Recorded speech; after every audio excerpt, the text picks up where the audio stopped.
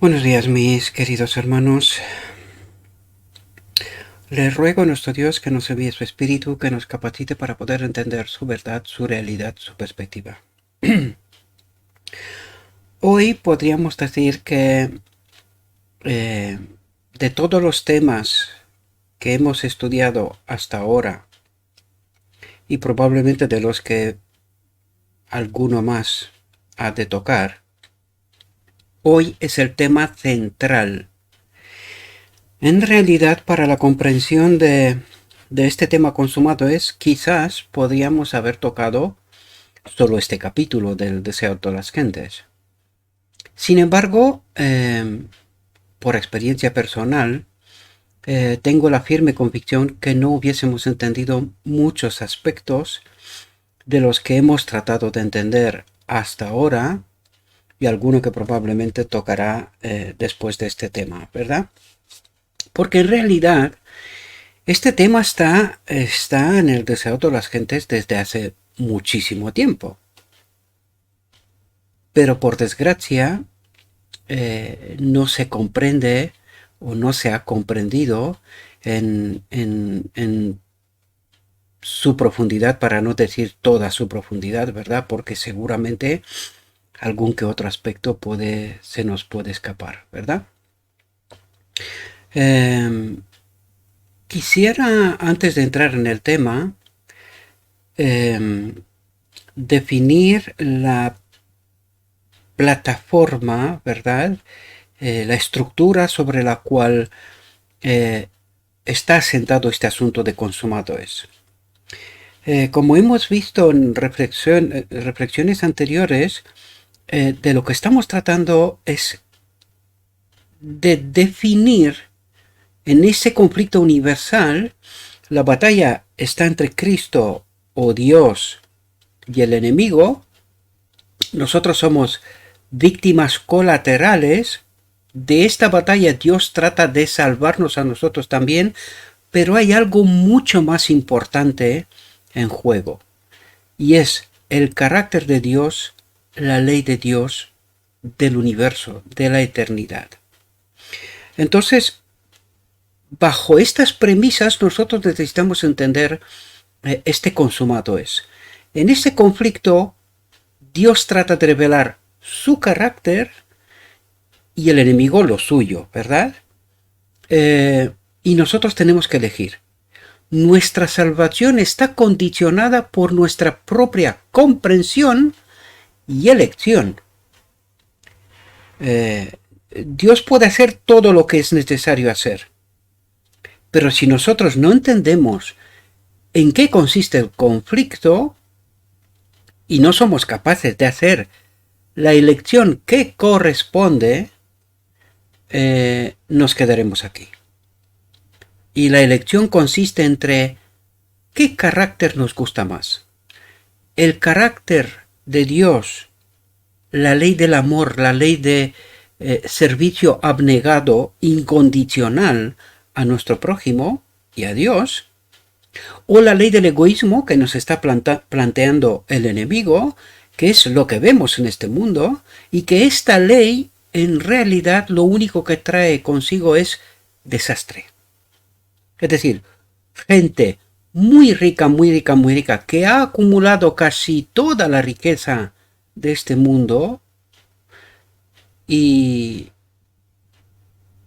el resto del mundo, la humanidad, pues están sujetos a estos sujetos, permitirme la redundancia, ¿verdad?, que tienen todos los recursos, el dinero del mundo, todo a su disposición, y que deciden cuántos tenemos que vivir, cuántos tenemos que morir, en qué condiciones hemos de vivir, y una serie de cuestiones. Y todo esto es el resultado de la ley del egoísmo, que es la ley que domina en este mundo, ¿verdad? Por lo tanto, nuestra elección está entre ley de amor, ley del egoísmo, servicio abnegado, o esto es mío, me lo merezco,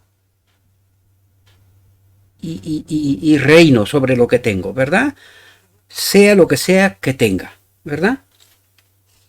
Bien, entremos en el tema porque necesitamos entender, el tema es muy extenso, hay muchas cuestiones que entender. No pretendo resolverlo todo porque cada uno de nosotros necesitamos estudiar el tema. Sin embargo, voy a tratar de ayudar a entender las cuestiones más importantes, más relevantes, que vale la pena entenderlas y pues seguramente quedarán cosas sin explicar que por un estudio personal tenemos que resolver cada uno de nosotros, porque la elección es personal y se ha de tomar en plena y absoluta libertad de conciencia, ¿verdad? Bien, por lo tanto, el tema que nos toca hoy, consumado es la sexta presentación, ¿verdad? Y entremos, vamos a ver qué es lo que nos trata de presentar nuestro Dios. Antes de empezar, os recomiendo en esta ocasión, pónganse cómodos, tómense agua, porque el tema es bastante complejo y va a requerir de bastante más tiempo que de costumbre, ¿verdad? Por lo tanto, Cristo no entregó su vida hasta que hubo cumplido la obra que había venido a hacer y con su último aliento exclamó, consumado es. Ahora, la pregunta, la más importante es, ¿qué es lo que vino Cristo a hacer? Es muy importante entender esta realidad. Primero, vino a glorificar a Dios, su carácter, la ley. Esta fue su primera obra, ¿verdad? Y en segundo lugar, vino a quitar, es decir, a refutar las declaraciones que el enemigo hizo y quitar el dominio, ¿verdad?, de la tierra, quitarle el dominio que el primer Adán había perdido, ¿verdad? Por lo tanto, aquí, en esta segunda parte, hay dos vertientes. Una, o el hombre podría haber entendido la obra de Jesús y con libertad elegir salir del dominio del enemigo, es decir, dejar de creer el planteamiento del enemigo y elegir a Cristo. Por lo tanto, en este caso, la cruz no hubiese sido necesaria. ¿Por qué? Porque el hombre podría haber salido del dominio del enemigo, pero como el hombre no comprendió la obra de Jesús, por lo tanto, le obligó a Jesús a ir hasta la cruz, ¿verdad? Hasta la última consecuencia. Por lo tanto, por eso vemos Isaías 53, porque Dios nos plantea desde el inicio lo que iba a pasar, no que tenía que pasar necesariamente. Por eso os he dicho que la cruz no está en el santuario, en el plan de redención, ¿verdad? Pero sí es la consecuencia de la incomprensión del hombre, ¿verdad? De que el hombre está separado de Dios. Por lo tanto, por su incomprensión, la cruz se hace necesaria, ¿verdad? Porque la cruz es la obra del enemigo, no es la obra de Dios. Aunque Dios nos revela por adelantado lo que iba a pasar, esto mismo pasa con la Odisea. Dios, nada más entrar a este pueblo en el día de la expiación, Dios le revela a la Odisea lo que va a pasar, a pesar del hecho de que la Odisea sigue rechazando creer que le está pasando esto, ¿verdad? Pero Dios le adelanta lo que iba a pasar y la necesidad de un remanente, de este remanente que pasa a partir de 1844, entra en el tiempo del día de la expiación, profético, ¿verdad? Pero que este remanente no será el remanente final, sino que de este remanente habrá que salir un remanente final, porque desgraciadamente también claudicará bajo los engaños del enemigo, ¿verdad? El remanente, el que inicialmente entró en el día de la expiación. ¿Cómo sabemos esto? Pues el relato de 1888, los hechos, las consecuencias, pues las tenemos presentes en nuestra historia y en el Espíritu y Profecía, ¿verdad? Por lo tanto, Cristo se vio obligado a ir hasta la cruz, hasta la última consecuencia, porque así lo quiso el enemigo.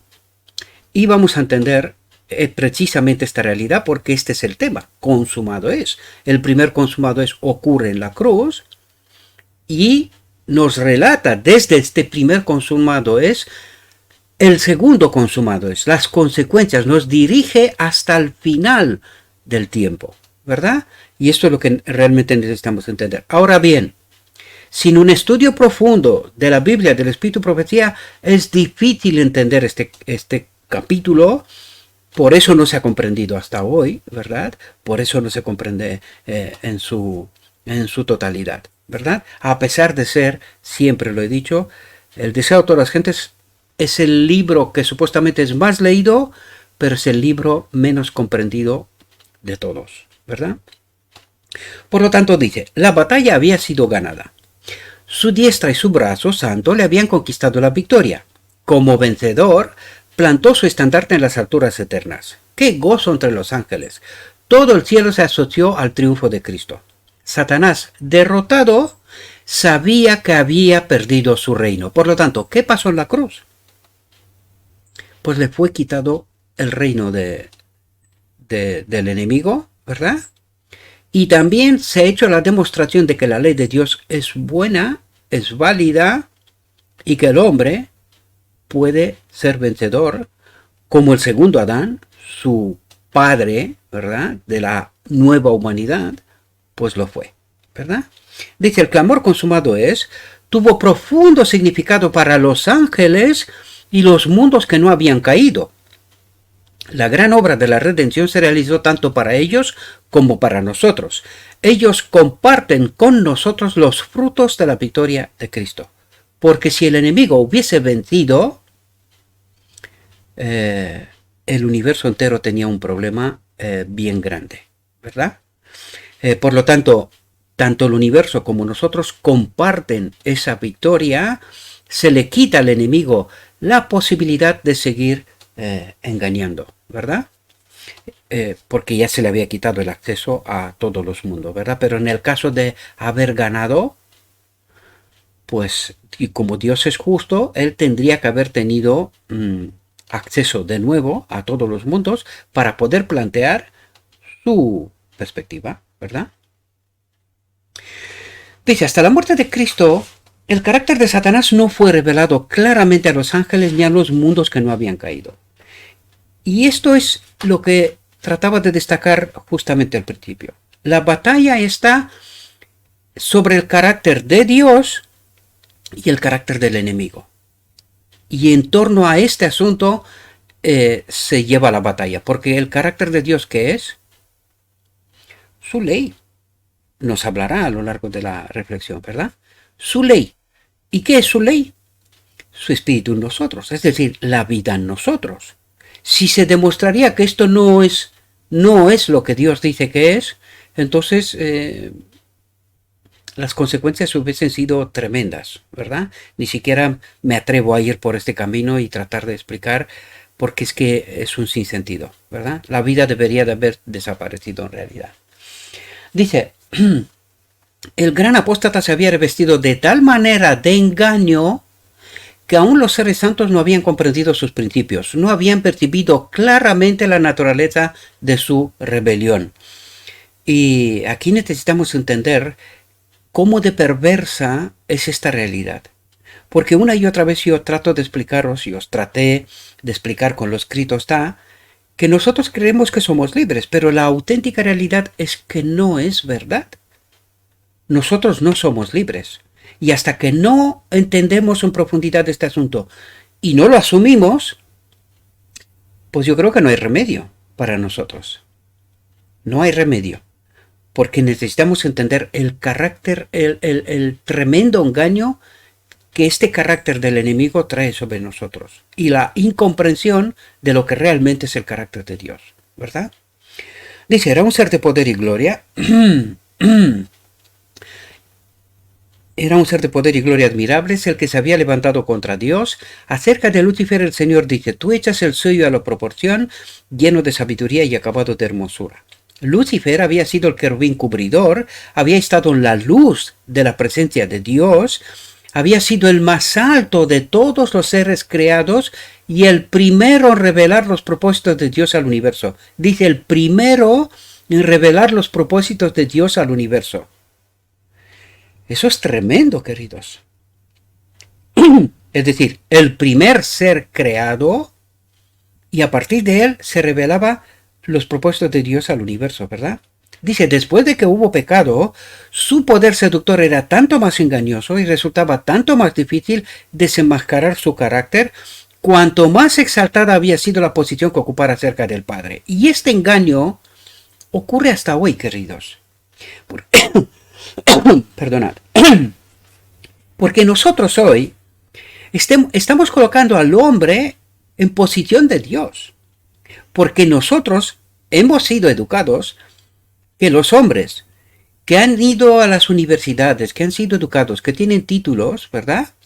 Están más cerca de Dios, tienen mayor comprensión, ¿verdad? Mayor conocimiento de Dios. Pues esto es una falsedad, queridos. Esto es un gravísimo error. Y esto pasó en el cielo también. Los ángeles, sabiendo que Lucifer estaba en la presencia del Padre y que desde él para abajo, por decirlo de alguna manera, ¿verdad?, partía la voluntad de Dios, pues confiaban en él. Y esta confianza, pues a una tercera parte de los ángeles, los llevó directamente a la muerte, al pecado, a la muerte, ¿verdad? Y necesitamos entender que este principio está en medio de nosotros hasta hoy. ¿Dónde tenemos que depositar nosotros la confianza? En la palabra de Dios, no en el mensajero, sea quien sea el mensajero, sea quien sea el mensajero, lo resalto. Nosotros tenemos que confiar en lo escrito, está en la palabra de Dios y no en el mensajero, ni ahora ni nunca. Eso es muy importante. ¿Por qué? Porque esto mismo pasó en el cielo, queridos. Esto mismo pasó en el cielo, ¿verdad? Dice, Dios podía haber destruido a Satanás y a los que simpatizaban con él tan fácilmente como nosotros podemos arrojar una piedrecita al suelo. Pero no lo hizo. La rebelión no se había de vencer por la fuerza. Y esto es tremendamente importante, queridos, porque nosotros cuando leemos el Evangelio, nosotros necesitamos detectar el carácter de Dios y un falso carácter a través del Evangelio. Y nosotros necesitamos entender muchos aspectos del Antiguo Testamento que nosotros damos por hecho que es obra de Dios. Pero que no puede ser, porque es que entra en conflicto precisamente con lo que acaba de decirnos y con lo que nos va a decir. Fijaos lo que dice. Solo el gobierno satánico recurre al poder compulsorio. ¿Verdad? Dice, los principios del Señor no son de este orden. Su autoridad descansa en la bondad, la misericordia y el amor. Y la presentación de estos principios es el medio que quiere emplear. Por lo tanto, cuando tú lees el Antiguo Testamento tal como está presentado, nosotros necesitamos entender de quién es ese carácter. Más allá de cómo está relatado, porque necesitamos entender que Dios se revela a través de los hombres. Los hombres son exentos de cometer errores bajo ningún concepto. Y por eso necesitamos entender bajo qué perspectiva los hombres, aun siendo de Dios, escriben lo que escriben. Y necesitamos profundizar, ¿verdad? Estudiar para poder entender bien estos aspectos, porque el conflicto está entre la presentación de dos caracteres, uno de Dios y otro que no es de Dios. Y que por mucho que se le pueda parecer, no lo es. Entiendan también el día de la expiación. La mayoría del pueblo está delante del trono del lugar santo, ante un carácter que se le parece al carácter de Dios, utiliza la palabra, pero que no lo es. Precisamente este es el conflicto y que nosotros necesitamos comprender, mis queridos. No podemos dejarnos engañar, ¿verdad?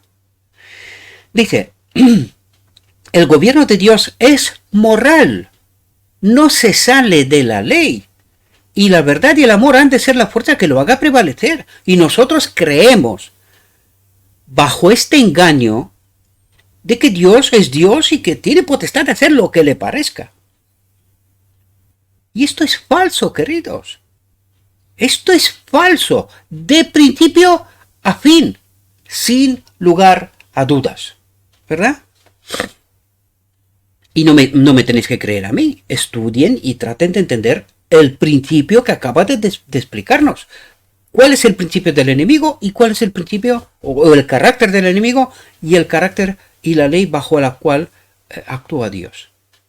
¿Verdad? Más allá de lo que yo puedo explicar. Yo trato de ayudar, pero vosotros tenéis que ir a los quitos, ¿está? Y tenéis que entender los principios y los mecanismos, cómo obra Dios y cómo obra el enemigo. Más allá de lo que yo diga. Yo trato de ser de ayuda, pero no tenéis que confiar en lo que digo yo, ¿verdad? Dice, era el propósito de Dios colocar las cosas sobre una eterna base de seguridad. Yo no lo sé si entendemos. Estos son fundamentos seguros. Y Dios no se sale de esto. ¿Por qué? Pues porque Dios no obra en confusión. Dios no obra en confusión. ¿Quién obra en confusión? Pues hay que entender Daniel 2, ¿no? Reino tras reino, sucesión tras sucesión. El hombre cada vez más confundido, no entiende nada. Hasta que al final, pues Dios tiene que destruir toda esta obra de Babilonia, ¿verdad? Dice, era el propósito de Dios colocar las cosas sobre una eterna base de seguridad. Y en los concilios del cielo, atentos, fue decidido que se le debía dar a Satanás tiempo para que desarrollara los principios que constituían el fundamento de su sistema de gobierno. Y ahora nosotros necesitamos entender, porque aquí esto es tremendo lo que está diciendo, queridos. Y no nos paramos a pensar. Durante mucho tiempo el cristianismo trató de instituir el reino de Dios aquí, en esta tierra. Pero esto es porque nosotros no entendimos de quién es este reino. De que al enemigo se le dio tiempo y oportunidad para demostrar cuál es el carácter de su reino. Eso es lo que nos revela Daniel 2, la estatua. ¿Verdad? Y de principio a fin, ¿de quién es la estatua? El reino de Babilonia, de principio a fin. Es el reino del enemigo. Por eso aparece esta piedra, el remanente final, el remanente del remanente, que va destruyendo toda esta construcción, toda esta artimaña del enemigo, ¿verdad? Y nosotros necesitamos entender qué ley opera en este mundo. La ley del egoísmo, queridos. Esta es la ley del egoísmo en su plena manifestación. Yo me construyo mi imperio, mi casa, mi coche, mi tal, mi tal, mi tal, mi tal. ¿Es este el reino de Dios? ¿Es así como funciona el reino de Dios? El reino de Dios es amor abnegado. Todo lo que estamos haciendo en el reino de Dios no es bajo este principio de que lo que construyo me pertenece a mí. Porque entonces no entendemos qué le dijo Dios a Adán en Edén y qué es lo que era Adán. Era un administrador de lo que tiene Dios. Y nosotros necesitamos entender esta perspectiva en toda su dimensión y profundidad. Porque la ley del amor no es ley del egoísmo. Son dos caras a las antípodas. No tienen nada que ver una con otra. Y necesitamos entender esta realidad. Porque si no, no podemos ser parte del remanente final. El remanente final no piensa en sí. El remanente final no está preocupado por su salvación. Si no entendemos esta realidad, tenemos un problema. Moisés dijo, quítame a mí del libro de la vida, salva a tu pueblo. Esta es la canción de Moisés. Este es el cántico de Moisés. Si nosotros no entendemos esta realidad, no podemos ser parte de los 144.000. Si nos gobierna la ley del egoísmo y nosotros actuamos según a mí me parece, que es lo que ocurre mucho con mucha gente, juzgamos muy a menudo según a mí me parece, este merece y el otro no merece. ¿Y cómo es nuestro juicio? ¿Es justo? ¿Es correcto? ¿Estamos nosotros operando con la voluntad de Dios en la dirección donde Dios quiere construir? Dios tiene una obra y tiene unos obreros. Y nosotros o nos juntamos, nos unimos a la obra de Dios con sus obreros o estamos actuando en contra, bajo un engaño tremendo. Estas son palabras muy profundas, pero no quiero ser demasiado explícito, ¿verdad? Pero tengan en cuenta, lo que nosotros creemos que es bueno, la mayoría de las ocasiones en realidad no es nuestra voluntad, es la de un otro, ¿verdad? Que trata de destruir en lugar de construir. Profundicemos en esto, ¿verdad?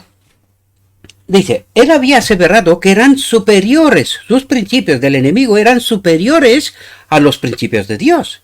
Dice, se dio tiempo al desarrollo de los principios de Satanás a fin de que pudiesen ser vistos por el universo celestial. Por lo tanto, ¿en qué mundo vivimos? ¿Bajo qué principios? ¿Bajo qué ley? Pues no nos engañemos, queridos. Ya vimos en reflexiones anteriores.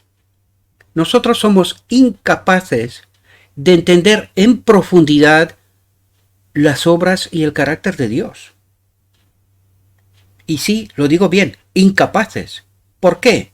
Porque en la visión de los dos tronos, nosotros necesitamos llegar a esta conclusión, que o es el Espíritu de Dios el que opera, obra en y a través de nosotros, o nosotros moriremos bajo estos principios de este reino que son engañosos, tremendamente engañosos. Por eso la Odisea está delante del trono del enemigo, en lugar santo, y ni se entera, ni siquiera se entera. Ella cree que obra para Dios,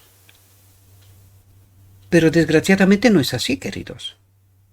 Desgraciadamente no es así. Y esta obra es mucho más profunda que una simple declaración de decir, yo he salido de Babilonia. No, queridos, no se engañen.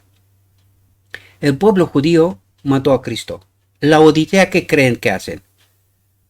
Pues por las palabras del mismo espíritu de profecía, nos dice que el Espíritu Santo se ha retirado, hemos crucificado de nuevo a Cristo y estamos caminando hacia Egipto. Y no lo sé si entendemos porque eso tiene que ver con la comprensión de lo escrito está. Y muchas veces nos encontramos bajo el dominio del enemigo, actuando como el enemigo, y ni siquiera nos damos cuenta. Tan perversa es esta obra, queridos. Si los ángeles en el cielo que veían la cara de Dios fueron engañados, ¿qué me vas a contar? ¿O qué te voy a contar? Estamos en el reino del enemigo y todavía tenemos que elegir salir de este dominio, pero no se puede salir mientras todavía estamos bajo engaño, operando con reglas y leyes del carácter del enemigo. Hasta que no entendemos esta profunda realidad, todavía no hemos salido de Babilonia. No importa el sitio donde esté, puedo encontrarme en una isla, yo y la Biblia, y puedo permanecer bajo el dominio del enemigo porque todavía no comprendí el verdadero carácter de Dios y cómo opera. Y hay que tener mucho cuidado con esto, ¿verdad? Dice, Satanás indujo a los hombres a pecar, a separarse de Dios, ¿verdad? Dice, y el plan de la redención fue puesto en práctica. Durante 4000 años, Cristo estuvo obrando para elevar al hombre. ¿Cómo elevarlo? Comprender el carácter de Dios, comprender la ley de Dios. Ahora, cuando tú entiendes esta realidad, vámonos a Sinaí. Dios le coloca delante de este pueblo las tablas de su ley. ¿Y qué dice el pueblo?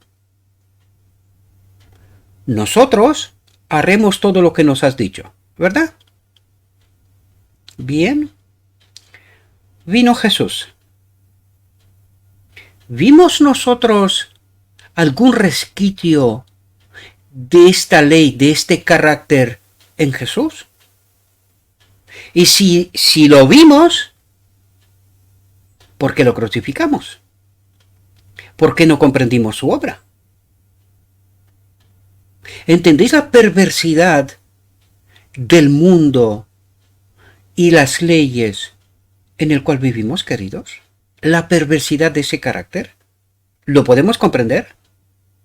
Pues yo espero que sí, queridos, porque dice, 4000 años Cristo estuvo obrando para elevar al hombre. ¿Elevarlo para qué? Para entender el carácter de Dios. Y cuando Jesús vino, ¿qué estaba revelando y diciendo una y otra vez? Estoy glorificando al Padre. ¿Y qué nos dijo? Más. Que no soy yo el que hace estas cosas, sino que es el Padre mismo que está en mí. Él hace sus obras. ¿Entendimos nosotros desde Sinaí hasta la venida de Jesús el carácter y las obras de Dios? Pues ante los hechos me remito, queridos. No, lo crucificamos. No lo entendimos. ¿Y hoy? ¿Entendemos hoy mejor que entonces estas realidades? Cuidado, mis amados. Cuidado con lo que creemos. Cuidado bajo qué carácter, qué ley actuamos. Porque es muy perverso el carácter del enemigo. Dice, y Satanás para arruinarlo y degradarlo. Dice, y el universo celestial lo contempló todo. Por lo tanto, Cristo trató de ayudar al hombre a entender su realidad, su verdadera condición, y el enemigo para arruinarlo y degradarlo. ¿Pervertir el Evangelio? ¿Pervertir la comprensión de los hechos? Puede ser. Profundicemos en esto, queridos, porque nos va la vida eterna en ello, ¿verdad? Dice, cuando Jesús vino al mundo, el poder de Satanás fue dirigido contra él. Desde que apareció como niño en Belén, el usurpador obró para lograr su destrucción. Yo pregunto, ¿solo la de Jesús? ¿O está haciendo esto con todo ser humano? Lo está haciendo con todo ser humano, queridos. Que aquí no haya ningún santo, ¿verdad? Dice, de toda manera posible, procuró impedir que Jesús alcanzase una infancia perfecta, una virilidad inmaculada, un ministerio santo y un sacrificio sin mancha.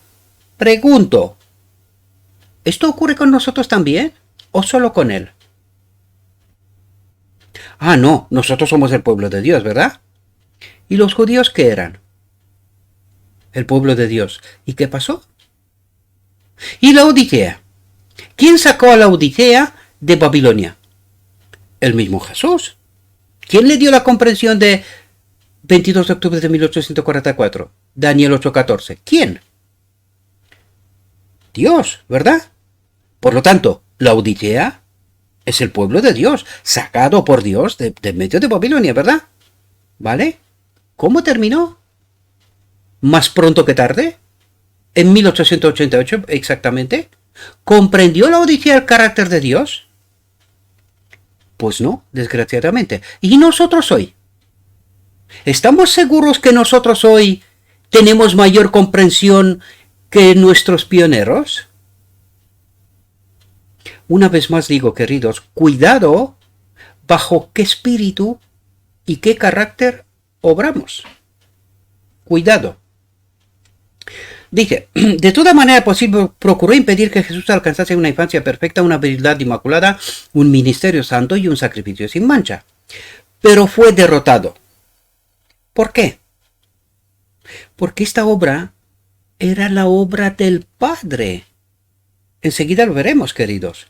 Es la demostración de Dios a través del hombre Jesucristo de que el hombre puede ser vencedor con una condición: que entiendan el carácter de Dios, que le conozca. Juan 17:3. Esta es la vida eterna, que te conozca, que entienda su carácter, que entienda tu carácter. Y que de este modo salga del dominio del enemigo. No hay otro camino. Pues este mismo camino recorrió Jesús. Por eso Jesús constantemente decía, he glorificado al Padre. Y no soy yo el que hace esta obra, sino que es Él mismo a través de mí. Son sus obras. necesitamos entender esta realidad, ¿verdad? Por lo tanto, esta es la demostración de Dios a través del hombre Jesucristo. Y lo vamos a ver por lo escrito está, no por mi declaración, ¿verdad? Dice, desde el desierto al Calvario, la tempestad de la ira de Satanás le azotó. Pero cuanto más despiadada era, tanto más firmemente se aferraba el Hijo de Dios de la mano de su Padre. Dice, atentos aquí, y avanzaban la senda ensangrentada. ¿Perdón? ¿Senda ensangrentada? ¿Quién es Jesucristo? El Cordero de Dios. ¿Y cuándo fue sacrificado? ¿Cuándo fue degollado? ¿Por qué la senda está ensangrentada desde la encarnación hasta la cruz? ¿Cómo es que en este camino Él está sangrando? ¿Cómo es que está sangrando? ¿Por qué? Porque la encarnación tuvo lugar un sacrificio. Por eso, la pregunta es, ¿hemos estado atentos a esta profunda realidad? ¿O el evangelio que nosotros conocemos es un otro evangelio y un otro Cristo, tal como William D. Short decían en pleno congreso en 1950?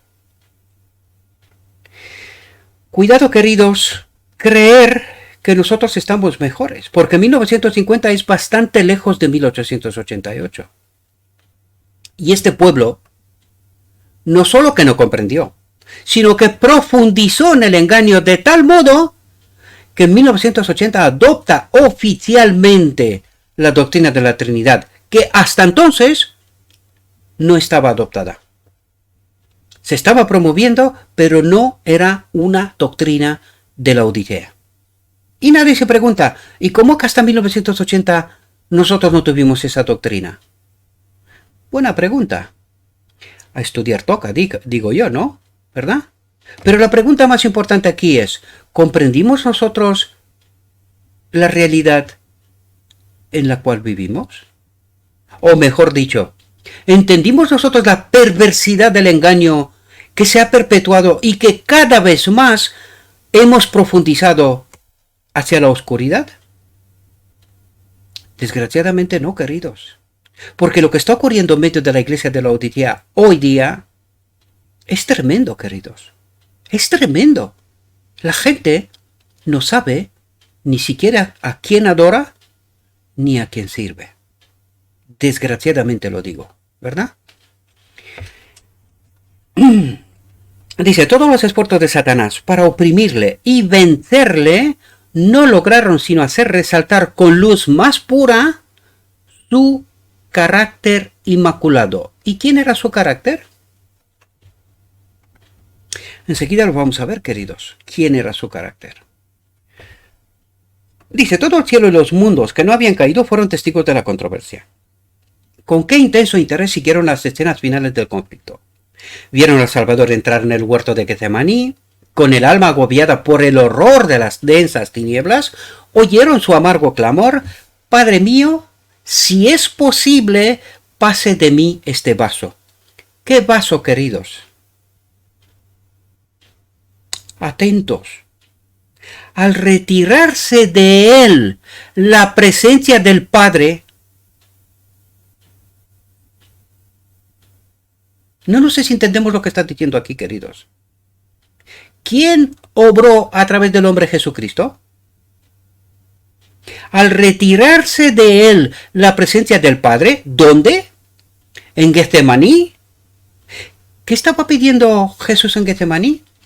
Padre mío, si es posible, pase de mí este vaso. No me dejes solo. ¿Por qué? ¿Por qué Jesús pide que no se le deje solo? Porque Jesús veía la desgracia del hombre separado de Dios. Separado de Dios. Y por eso Jesús tiembla ante esta perspectiva, queridos.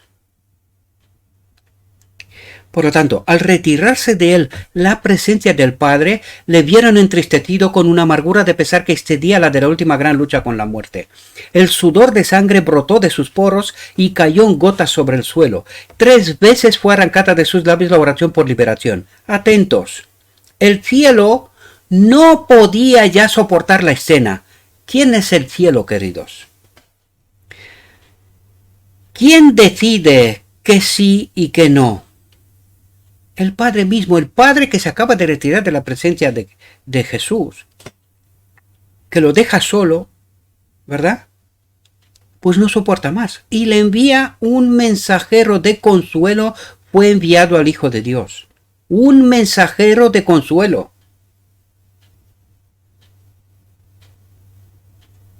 Necesitamos entender estas profundidades, queridos. ¿Quién es Jesucristo? ¿Cómo fue vencedor Jesucristo? Porque esto tiene que ver con nosotros en tremenda profundidad, queridos. Este primer consumado tiene que ver con el segundo consumado y el segundo consumado tiene que ver conmigo y contigo, queridos. Si somos capaces de entender el carácter de Dios y cómo opera. Por eso, la boda del Cordero es el último evento antes de que Jesús salga del lugar santísimo, de que su obra se termine. Y su obra se termina en el consumado cuando hay un pueblo que entiende el carácter de Dios, que glorifica a Dios, que sale del dominio del enemigo, que ya no hay mentira y engaño en medio del campamento de Israel. Dice, el cielo contempló a la víctima entregada en las manos de la turba homicida y llevada apresuradamente entre burlas y violencia de un tribunal a otro. Oyó los escarnios de sus perseguidores con referencia a su humilde nacimiento, oyó a uno de sus más amados discípulos negarle con maldiciones y juramentos, vio la obra frenética de Satanás y su poder sobre los corazones humanos.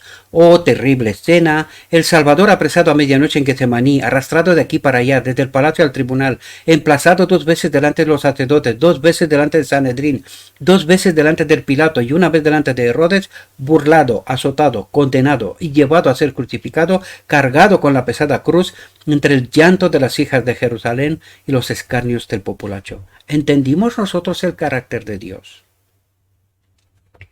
Porque en la cruz Jesús quedó solo, queridos. Jesús quedó solo. Dice, el cielo contempló con pesar y asombro a Cristo colgado de la cruz, mientras la sangre fluía de sus sienes heridas y el sudor tenido de sangre brotaba en su frente. De sus manos y sus pies caía la sangre gota a gota sobre la roca horadada para recibir el pie de la cruz.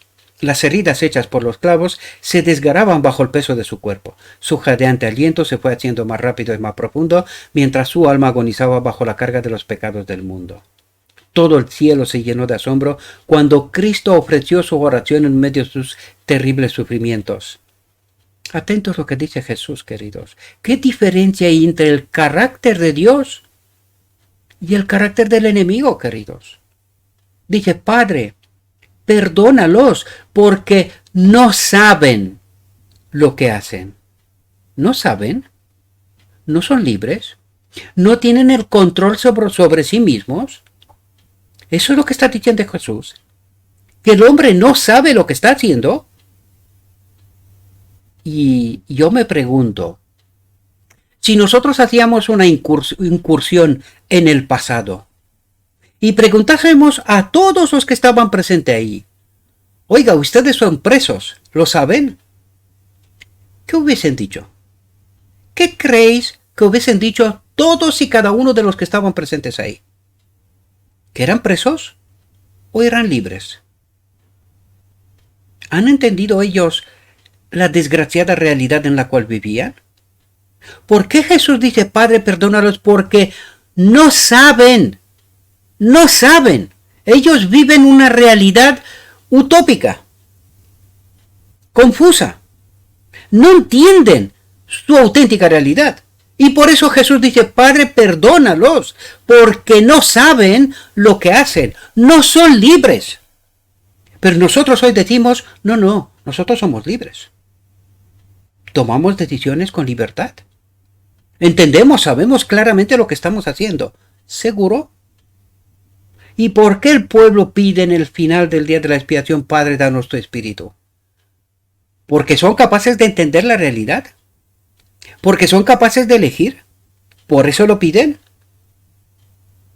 Lo piden porque se dan cuenta que no tienen poder, queridos. Que no son capaces de actuar libremente.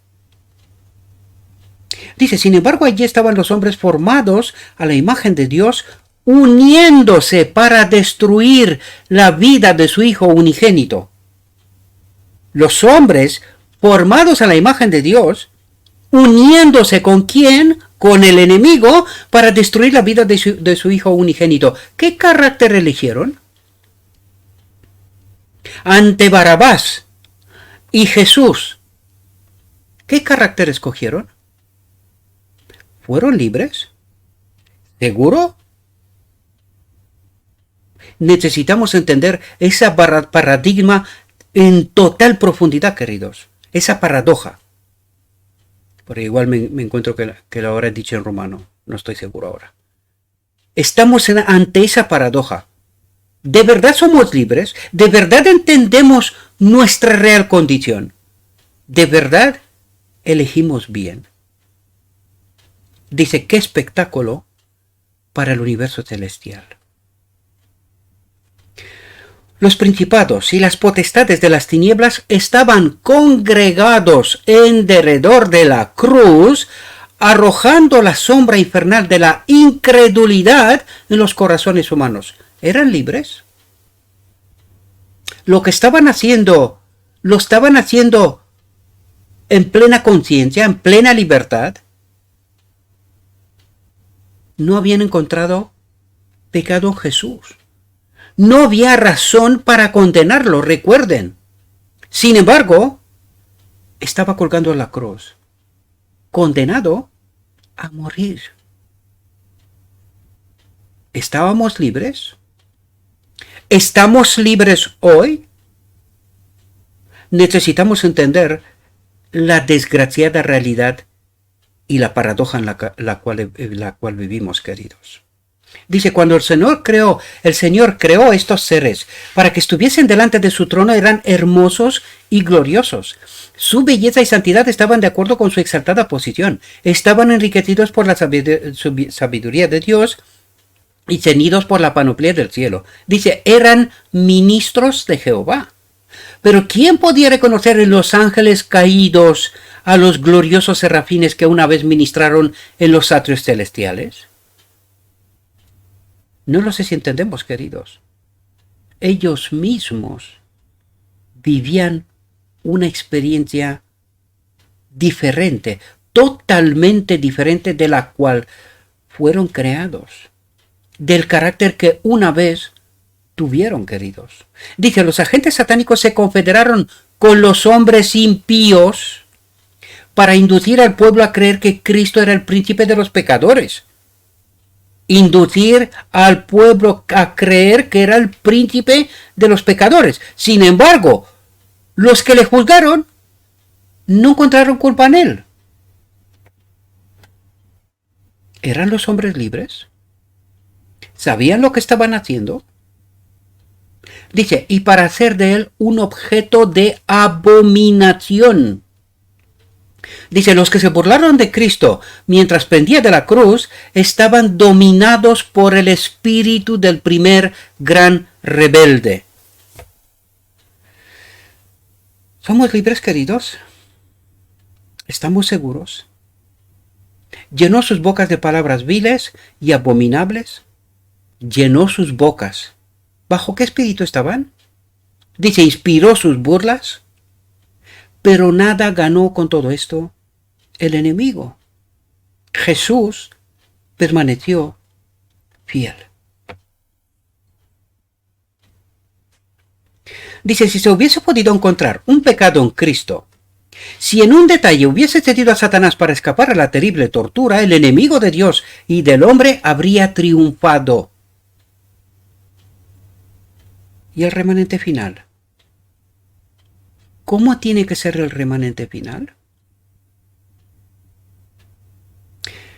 No lo sé si entendéis la obra que Dios tiene que hacer, la demostración que Dios tiene que hacer. Y yo me pregunto, ¿dónde están estos hombres? ¿Dónde están estos hombres? Dice, Cristo inclinó la cabeza y murió, pero mantuvo firme su fe y su sumisión a Dios. Y esto es lo que tiene que hacer el pueblo final, queridos. Aunque se caiga a los cielos, este pueblo no volverá a creer los engaños del enemigo, meterse de nuevo bajo el dominio del enemigo. Dice, yo oí una grande voz en el cielo que decía, ahora ha venido la salvación y la virtud, y el reino de nuestro Dios y el poder de su Cristo, porque el acusador de nuestros hermanos ha sido arrojado, el cual los acusaba delante de nuestro Dios día y noche. Dice, Satanás vio que su disfraz le había sido arrancado. Su administración quedaba desenmascarada delante de los ángeles que no habían caído y delante del universo celestial. ¿Qué entendieron los ángeles? El verdadero carácter del enemigo, queridos. ¿Cuál era ese mundo que él prometió? ¿Dónde estaba la justicia? Vino un santo en medio del hombre. ¿Qué le pasó? En el mundo libre prometido por el enemigo, ¿qué le pasó? Sin culpa, lo colgó en la cruz y lo mató. Este era el mundo que el enemigo había prometido. ¿Qué vieron los ángeles? Por eso el disfraz le había sido arrancado. Su administración quedaba desenmascarada delante de los ángeles que no habían caído y delante del universo celestial. Se había revelado como homicida. Esta era la ley de su mundo. Esta es la consecuencia de la ley de su mundo, queridos. Y nosotros creemos que somos libres. Dice, al derramar la sangre del Hijo de Dios, había perdido la simpatía de los seres celestiales.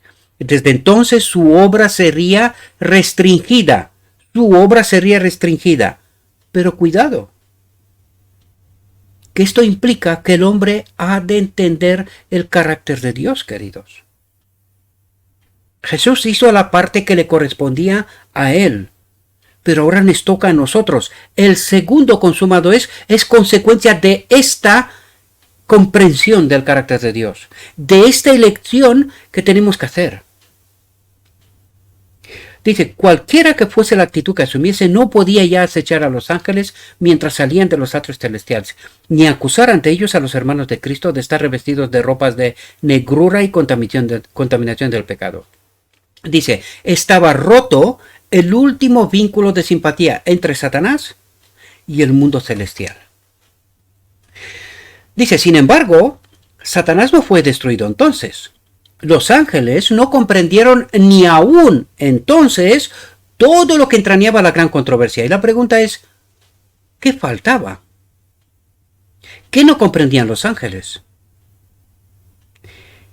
Libertad de elección, libertad de conciencia. Todavía no entendían esta realidad.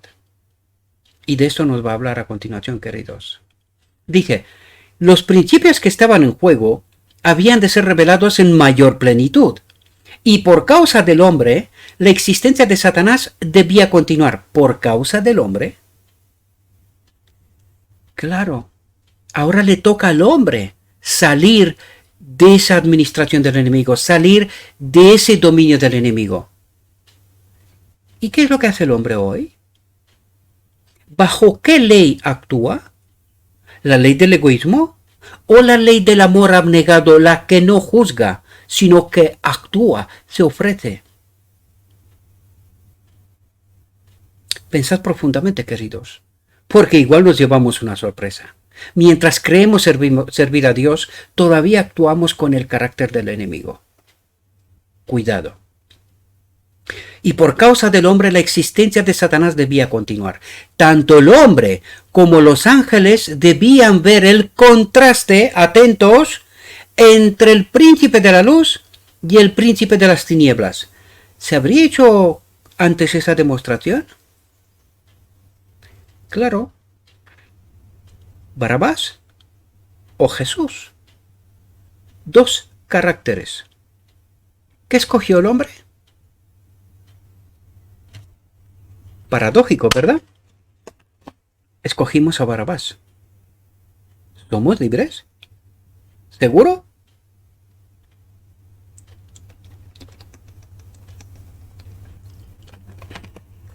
Tanto el hombre como los ángeles debían ver el contraste entre el príncipe de la luz y el príncipe de las tinieblas. Atentos. El hombre debía elegir a quién querría servir. ¿Por qué estamos aquí, queridos? ¿Por qué no viene Cristo? ¿Hay un pueblo que refleja el carácter, la voluntad, la ley de Dios? ¿Existe este pueblo? ¿Por qué estamos aquí? El hombre debía elegir a quién quería servir. Yo me pregunto, ¿a quién creemos servir nosotros? Necesitamos contestar cada uno de nosotros honestamente, queridos, porque de eso depende muchas cosas, muchísimas. Dice, al principio de la gran controversia, Satanás había declarado que la ley de Dios no podía ser obedecida, que la justicia no concordaba con la misericordia y que si la ley había sido violada, era imposible que el pecador fuese perdonado. Dice, cada pecado debía recibir su castigo, sostenía insistentemente Satanás. Y si Dios remitía el castigo del pecado, no era un Dios de verdad y justicia. ¡Qué perversidad!, ¿verdad? ¡Qué perversidad! Dice, cuando los hombres violaban la ley de Dios y desafiaban su voluntad, Satanás se regocijaba. Dice, ¿y sabéis por qué, queridos? Porque lo que trataba de demostrar es que la ley de Dios no es buena. Por eso había pecado él, porque la ley no era buena. Y dice, declaraba que ello demostraba que la ley de Dios no podía ser obedecida. Era imposible. Dice, el hombre no podía ser perdonado, por lo tanto, tenía que matarnos. Pero ¿quién era el hombre en el plan de Dios? Con el hombre, Dios tenía que poblar su cielo. Es la única especie con capacidad de multiplicarse, de procrear. La única especie. ¿Por qué se regocijaba al enemigo? Porque el plan de Dios hubiese llevado a la ruina. No sé si entendemos la profundidad de todo lo que trata de explicarnos Dios, queridos. Dice, declaraba que ello demostraba que la ley de Dios no podía ser obedecida. El hombre no podía ser perdonado, por cuanto él mismo, después de su rebelión, había sido desterrado del cielo. Satanás sostenía que la familia humana debía quedar privada para siempre. Es decir, el enemigo se preservaba un lugar en el cielo en donde él podía existir sin Dios. Eso es lo que trataba de hacer. Dice, sostenía que la familia humana debía quedar privada para siempre del favor de Dios. ¿Qué favor de Dios? ¿Qué es la ley? ¿Qué es el carácter de Dios? Su espíritu en nosotros. Nosotros somos un templo en donde habita la ley. Habita Dios, su espíritu, ¿verdad? Pues este es el favor de Dios. De eso se trata, queridos. Dice, insistían que Dios no podía ser justo y al mismo tiempo mostrar misericordia al pecador. ¿Será verdad? Pero aunque pecador, el hombre estaba en una situación diferente de la de Satanás. Dice, Lucifer había pecado en el cielo en la luz de la gloria de Dios. Es decir, lo que trata de explicarnos aquí es que Lucifer tuvo la oportunidad, la capacidad, la oportunidad de entender y conocer de manera directa el carácter de Dios. Eso es lo que trata de explicar. Cosa que Adán no tuvo esa capacidad, no tuvo ese tiempo, ¿verdad? Dice, Lucifer había pecado en el cielo en la luz de la gloria de Dios. A él, como a ningún otro ser creado, había sido dada una revelación del amor de Dios, del carácter de Dios. Comprendiendo el carácter de Dios y conociendo su bondad, Satanás decidió seguir su propia voluntad egoísta e independiente. Egoísta e independiente. ¿Qué es ese mundo? La ley del egoísmo. Y separado del reino de Dios, independiente, ¿verdad? Dice, su elección fue final. No había ya nada que Dios pudiese hacer para salvarle. No había nada. Dios le había revelado su carácter, cómo se manifiesta, su reino, sus principios. ¿Qué más podía hacer Dios? Nada. Vamos a ver si con el hombre hay algo diferente. Dice, pero el hombre fue engañado. Su mente fue entenebrecida por el sofisma de Satanás.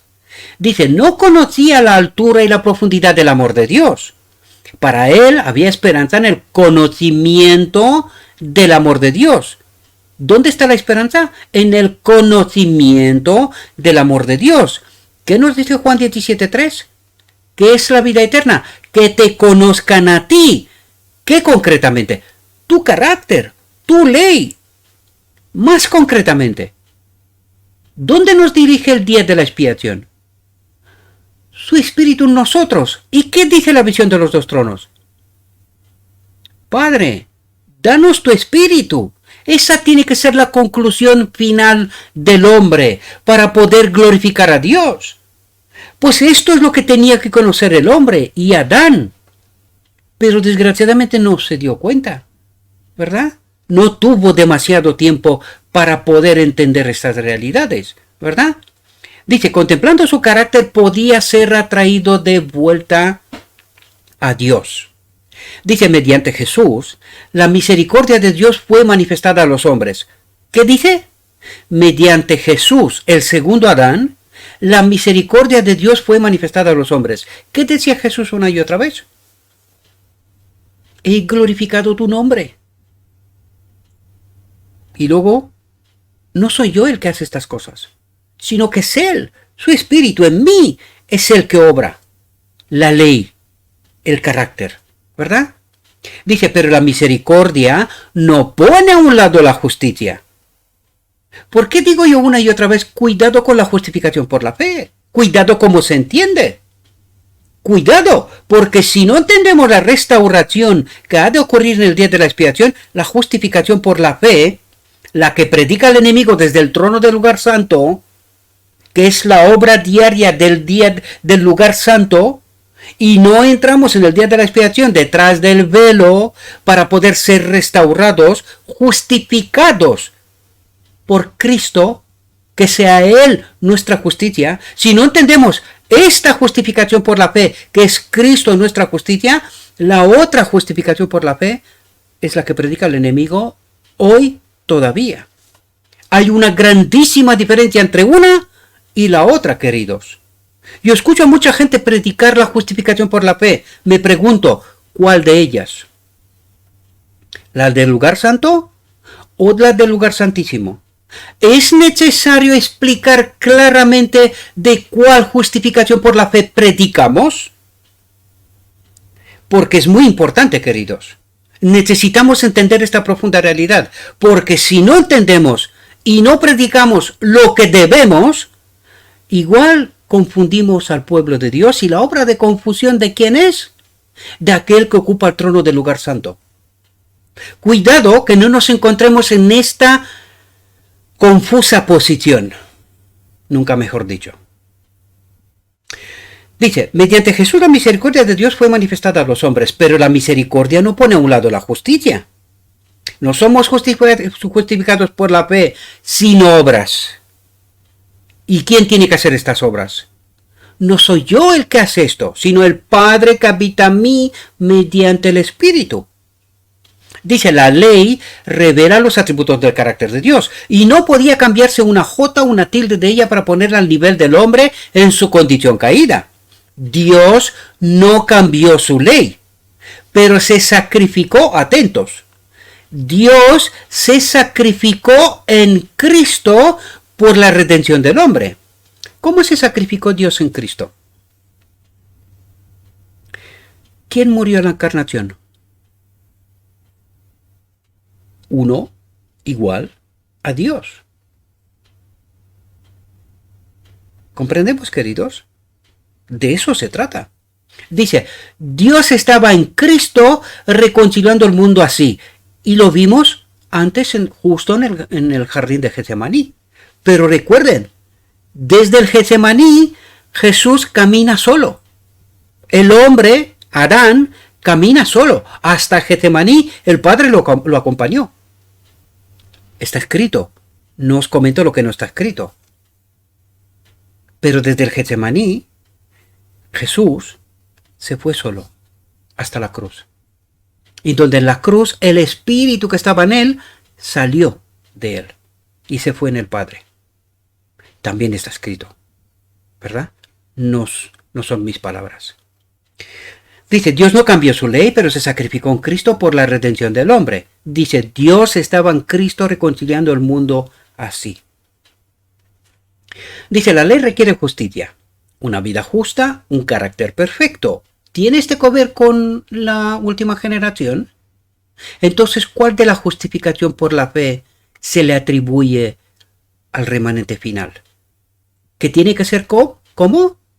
La ley requiere justicia, una vida justa, un carácter perfecto, real o por fe, justificado por fe, irreal.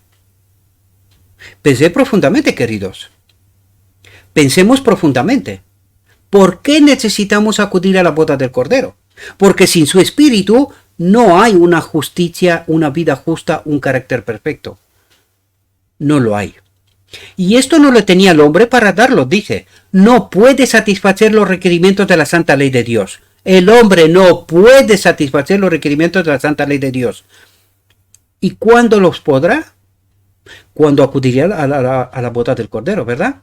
Pero Cristo, viniendo a la tierra como hombre, vivió una vida santa y desarrolló un carácter perfecto.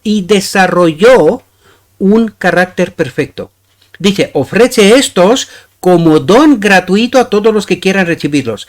¿Qué nos ofrece como herencia al segundo Adán? Lo que no pudo darnos el primer Adán, queridos. Su espíritu, su vida, dice, reemplaza la vida de los hombres. ¿Cuándo ocurre esto? La boda del Cordero, queridos. Por eso en la visión de los dos tronos dice que el pueblo de Dios pide, Padre, danos tu espíritu. ¿Cuál espíritu? Este que estaba en el hombre Jesucristo también. ¿Y cuándo recibiremos esto? En la boda del Cordero. Claro. Dice, así tienen remisión de los pecados pasados por la paciencia de Dios. ¿Cómo tenemos remisión de los pecados? Cuando acudimos a la boda del Cordero. Por eso pregunta aquel hombre a la Odisea, ¿cómo has entrado tú aquí sin ropa, sin el carácter, sin entender la necesidad de la presencia de Cristo? ¿Cómo has entrado tú aquí? ¿Cómo has entrado tú sin purificar la verdad, estando todavía bajo el engaño y el dominio del enemigo? ¿Cómo has entrado aquí? Eso es lo que trata de explicarnos la parábola, queridos. Y eso es lo que nosotros necesitamos entender en profundidad, ¿verdad? Dice, así tiene remisión de los pecados pasados por la paciencia de Dios. Más que esto, Cristo imparte a los hombres atributos de Dios. ¿Perdón? ¿Qué ha dicho? Cristo imparte a los hombres atributos de Dios. ¿Qué es lo que imparte? Esa vida que puso a nuestra disposición en la encarnación. Eso es lo que imparte Cristo. Y eso es lo que vamos a recibir nosotros en la boda del Cordero. La gloria de Dios perdida por Adán en Edén. ¿Verdad? Dice, edifica el carácter humano a la semejanza del carácter divino y produce una hermosa obra espiritualmente fuerte y bella. Así, la misma justicia de la ley se cumple en el que cree en Cristo. Pero la justicia de la ley se cumple no es justificado por la fe sin obras, sino que es justificado por la fe por el Espíritu, por la restauración del día de la expiación. Por eso insisto una y otra vez, cuidado, ¿qué justificación por la fe predicamos?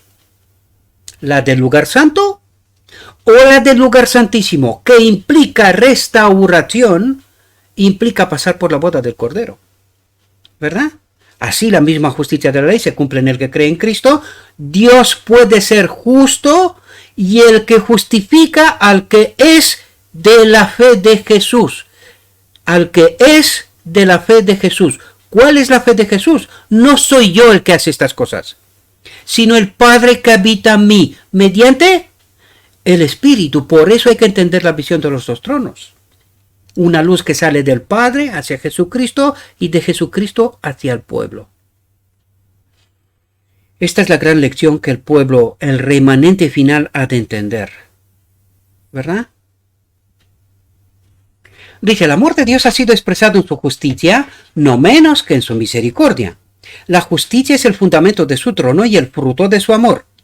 Había sido el propósito de Satanás divorciar la misericordia de la verdad y la justicia. Atentos, dice, procuró demostrar que la justicia de la ley de Dios es enemiga de la paz. Pero Cristo demuestra que en el plan de Dios están indisolublemente unidas. La una no puede existir sin la otra. Es decir, esta justificación por la fe tiene que ser acompañada por obras reales. Obras reales, es decir, una vida que será una vida sin pecado. ¿Y cuándo ocurre esto? A partir de la boda del Cordero, queridos. Pero para poder acudir a la boda del Cordero necesitamos entender, afianzarnos en la verdad. Tener esa ropa que se nos da previamente para poder acudir a la boda del Cordero. Afianzarnos en la verdad. ¿Y eso qué significa?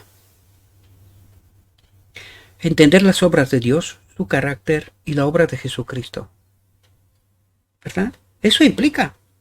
Por eso os he dicho que este capítulo hay que estudiarlo como si no hay un mañana. Porque esta es una síntesis del Evangelio, queridos. Dice, la misericordia y la verdad se encontraron, la justicia y la paz se besaron. Dice, por su vida y su muerte, Cristo demostró que la justicia de Dios no destruye su misericordia, que el pecado podía ser perdonado y que la ley es justa y puede ser obedecida perfectamente. Puede ser o es por fe, justificación por fe, pura y dura. Cuidado, queridos, necesitamos entender lo que nos está diciendo. Dice, las acusaciones de Satanás fueron refutadas. Dios había dado al hombre evidencia inequívoca de su amor, de su espíritu, de cómo se manifiesta la ley. Eso es lo que trata de explicarnos, ¿verdad? Dice, atentos, otro engaño iba a ser presentado ahora. Satanás declaró que la misericordia destruía la justicia, que la muerte de Cristo abrogaba la ley del Padre. Ya no hay necesidad de obedecer la ley. Eso es lo que trata de decir. Y ahora fijaos qué es lo que ha hecho el enemigo. Cómo nos ha engañado y qué perverso es este engaño. Dice, si hubiese sido posible que la ley fuera cambiada o abrogada, Cristo no había necesitado morir. No tiene ningún sentido, ¿verdad? Pero abrogar la ley sería inmortalizar la transgresión y colocar al mundo bajo el dominio de Satanás. ¿Por qué? Dice, porque la ley era inmutable, porque el hombre podía ser salvo únicamente por la obediencia a sus preceptos. ¿Cómo puede ser salvo el hombre?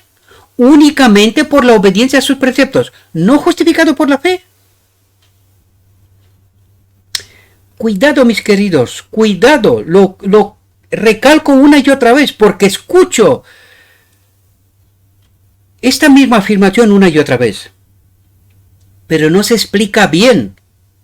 No se explica bien. Y el hombre está llevado a la confusión. Atentos, he dicho confusión. Hay alguien en el trono del lugar santo que está sembrando ¿qué? Confusión.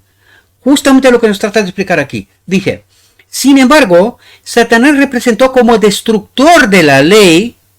Satanás representó como destructor de la ley aquel mismo medio por el cual Cristo la estableció. Es decir, que la ley fue colgada en la cruz. Eso es lo que trata de explicar. Eso es lo que nos hace creer. Por eso estamos con la justificación por la fe. Pero no entendimos. No entendimos. Dice, alrededor de esto girará el último conflicto de la gran lucha entre Cristo y Satanás. ¿Perdón? Alrededor de esto girará el último conflicto de la gran lucha entre Cristo y Satanás. ¿Justificación por la fe? Alrededor de esto estará el conflicto final. ¿Justificación por la fe? ¿La ley fue colgada en la cruz? ¿No podemos? ¿Pecamos hasta que Cristo viene? No sé si entendéis la perversidad de la teología que creemos, queridos. Por eso insisto una y otra vez. Necesitamos entender por qué la necesidad de la boda del Cordero. ¿Qué ocurre allí? Y eso es lo que traigo a vuestra atención una y otra vez. Por eso insisto. Fijaos, dice.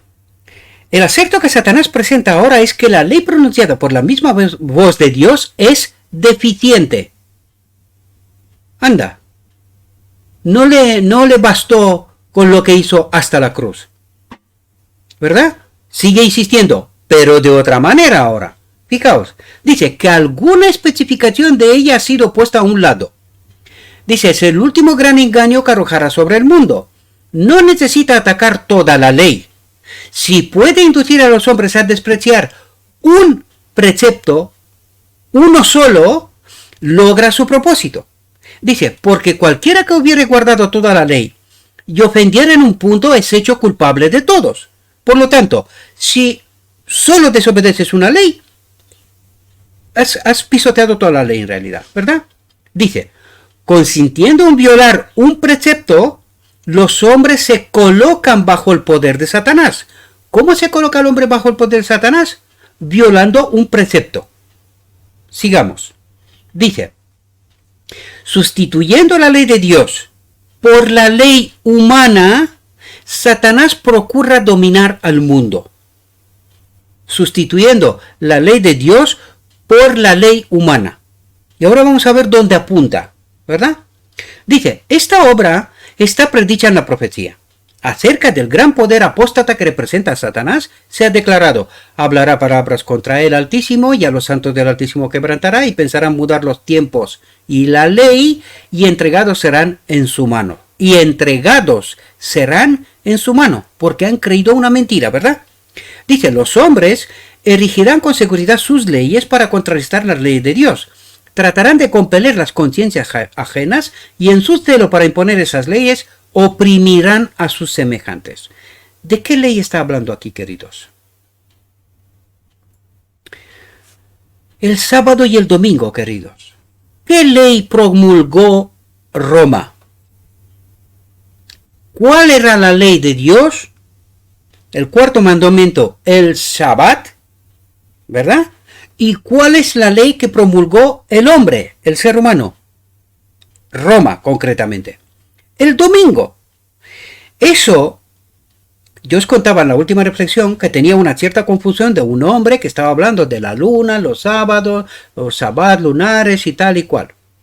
Y yo digo, vale, ¿en torno a qué ley está dando vueltas el conflicto final? ¿Cuál Shabbat? ¿El lunar o el que cambió Roma?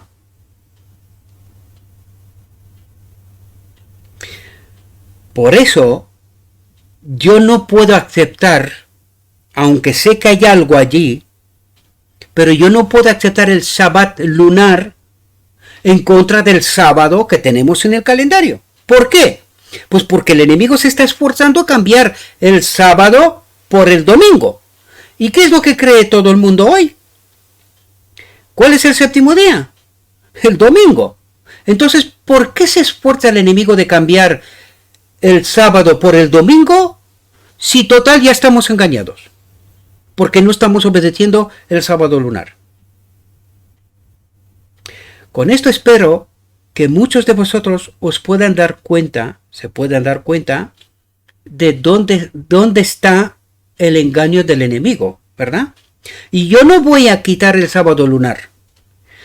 En el calendario celestial, esto importa, porque 22 de octubre de 1844 fue establecida esta fecha basándonos en el calendario lunar que tenían los judíos antiguos, ¿verdad?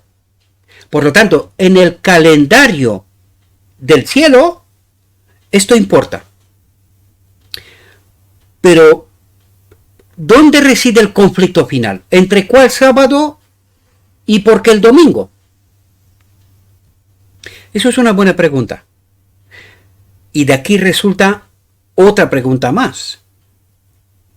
¿Estará la sierva engañada cuando nos está hablando de lo que está hablando?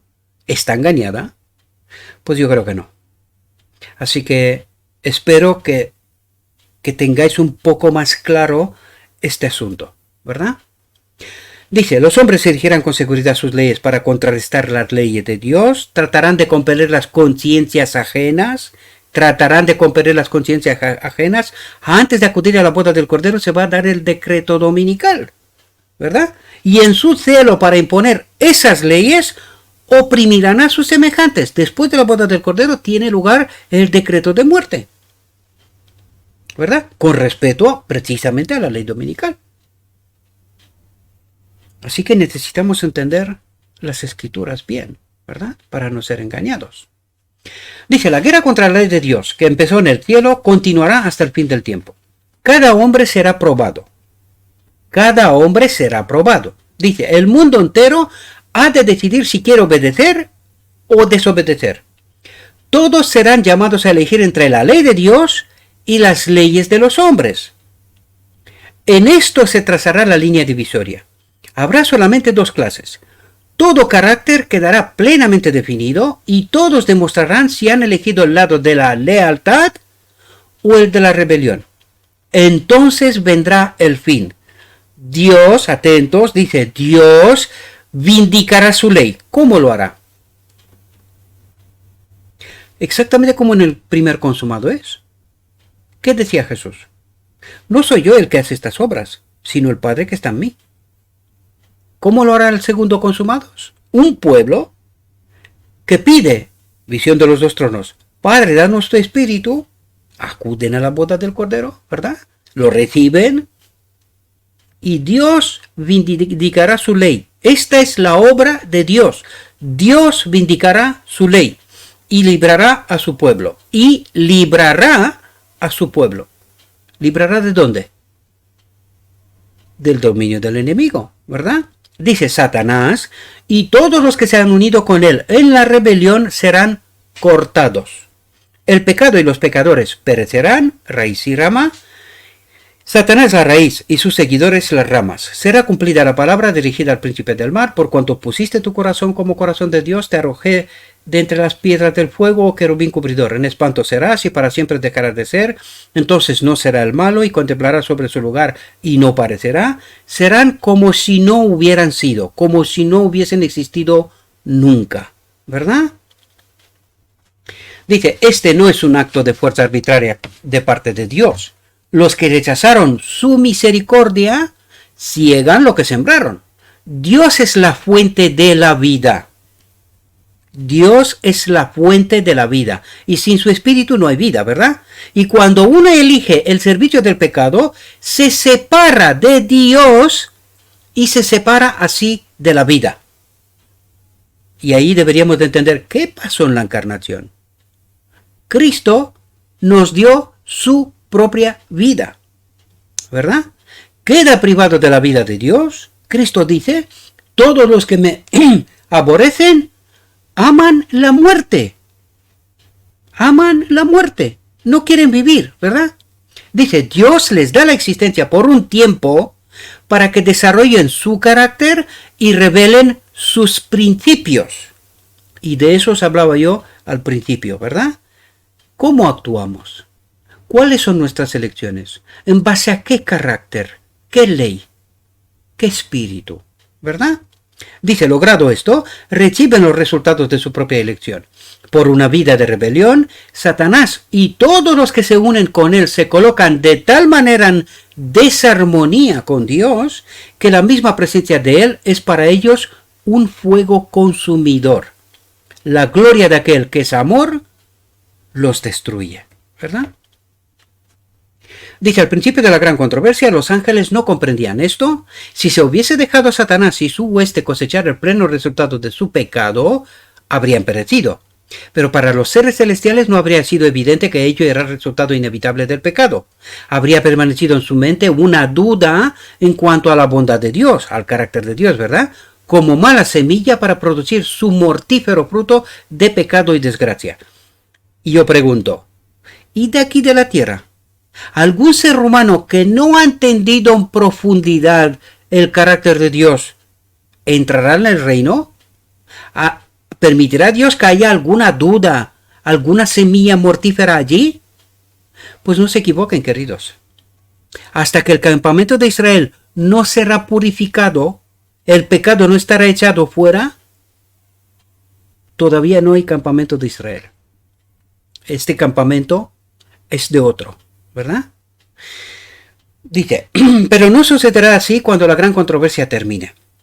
Entonces, habiendo sido completado el plan de la redención, el carácter de Dios quedará revelado a todos los seres creados. Se verá que los preceptos de su ley son perfectos e inmutables. El pecado habrá manifestado entonces su naturaleza, Satanás su carácter. Entonces el exterminio del pecado vindicará el amor de Dios y rehabilitará su honor delante de un universo compuesto de seres que se deleitarán en hacer su voluntad y en cuyo corazón estará su ley. Bien podían, pues, los ángeles regocijarse al mirar la cruz del Salvador, porque aunque no lo comprendiesen entonces todo, sabían que la destrucción del pecado y de Satanás estaba asegurada para siempre, como también la redención del hombre, que es consecuencia de la victoria de Cristo sobre el enemigo, ¿verdad? Como también la redención del hombre, y el universo quedaba eternamente seguro. Cristo mismo comprendía plenamente los resultados del sacrificio hecho en el Calvario. Los consideraba todos cuando en la cruz exclamó, consumado es.